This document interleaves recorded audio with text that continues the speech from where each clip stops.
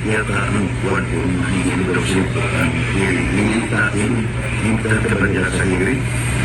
Galit sila? Galit sila kasi hindi ka lugar-lugar. Hindi ka lugar-lugar. Sinong galit sa akin? Yung nagsabi si Abante sa kanyang si Dan Fernandez at sa President. Pakin ko sila sabihin mo. Tangin. Pera nila.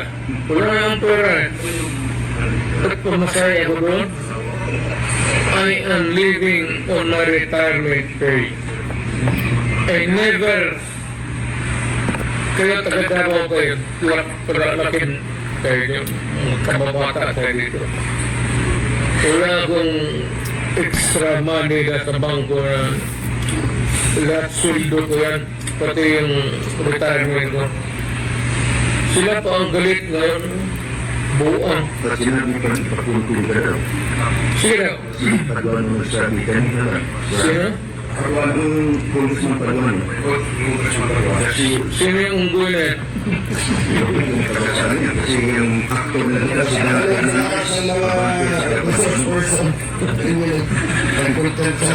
You don't scare me, epic. Galing na ako pagka-presidente, huwag nila akong panumin. Galing na ako sa Congress. Mayor ako, congressman ako, presidente na ako. Do not give me the shit. Totoo ba may partiality na kita mo ngayon? Wala na siguro, but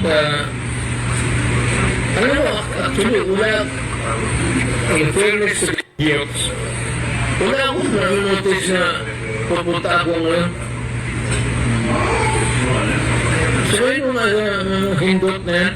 Pero si Atty. Delgar Mayor nagbigay ng parang reply sa summon or sa nagbigay. So what was his reply? Kasi nakalagay sa ano na according to Atty. Delgar na yung ginawa mo sa sinabi, pwede nila kukunon kung gusto nila. Ano sinabi ko?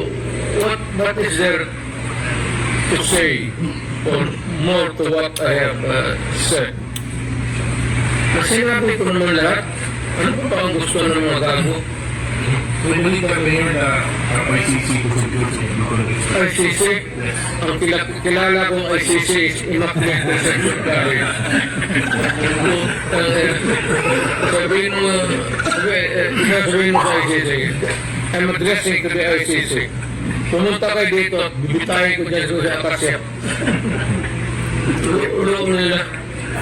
ibang issue. Pwede ba magbigay ang Senate ng transcript ng statement sa mga saya? If they will do that. Well, it's up to them.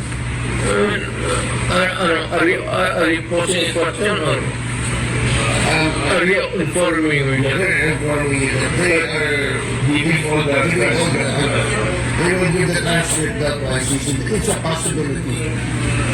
Well, go ahead. Do you know this? Mr. President, Yes. if we take the quote from Hindi na ako presidente. Rodrigo Duterte. Mayor Rodrigo Duterte, is the quantum we invite you, bigyan kami ng pamasahe. Are you still willing to be there to attend the quantum? May katakot? May maganda bang number dyan sa kwarto na ito? Magkaiba tayo na sa dilim. By the way, you mentioned Abante and Hernandez. Don't you know that they already designed for Quadcom? Nag-decide sila na Why? Why? kasuhan mo lang. Why?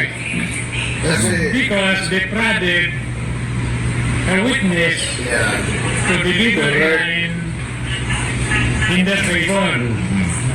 So when you talk of Abante and Hernandez, they are discredited congressmen. You are not supposed to talk to a witness. Because the mere suggestion na ito ang sabihin mo unless you are the lawyer.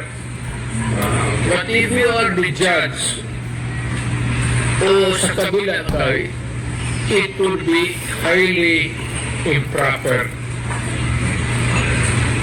It would be stupid of you to be talking to the other party. Delikadesa yan eh. You know what I mean?